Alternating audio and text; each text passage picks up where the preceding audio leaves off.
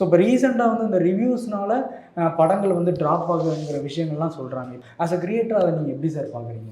இல்லை அது என்னன்னா எல்லா சைட்லையும் அப்படி இருக்கு. ஏங்க இப்போது ஒருத்தர் வியூவர் ரொம்ப கடுமையாக இருக்கிறாரு, ஆனால் அவருக்கு ஃபாலோவர் ஜாஸ்தியாக இருக்காங்கன்னா என்ன ரீசனு? அவன் சொல்கிறது கரெக்டாக இருக்குது அப்படின்னு சொல்லிட்டு தானே இருக்கணும். அது எதிர்கொள்கிறது தானே உங்களுக்கு. பெய்டு ரிவ்யூவர்ஸும் இருக்காங்க, ஆடியன்ஸ் ஈஸியாக கண்டுபிடிச்சிருவாங்க. அதை பற்றி கவலைப்பட தேவையில்லை. நல்ல ஃபில்ம் மேக்கருக்கு நல்ல ஃபில்ம் இதுக்கு தேவையில்லை.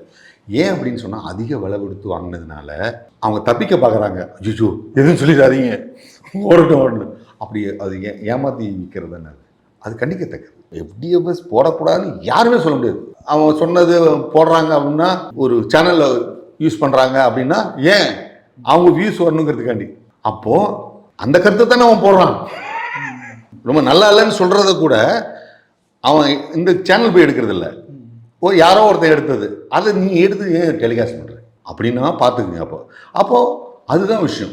ஆனால் விமர்சிக்கிறதுல ஒரு சின்ன பங்கு வந்து இந்த கடும் விமர்சனம் ஆனதுக்கு அவன் பார்க்கறதுக்கு கொஞ்சம் கருதலாக இருக்குது. எப்படி ஒரு படம் பார்க்கும்போது கதை சொல்லிக்கிட்டே இருந்தா டே பச்சாங்கடா ரசிக்க முடியும் அப்படிங்கிறதுக்கு ஓகே.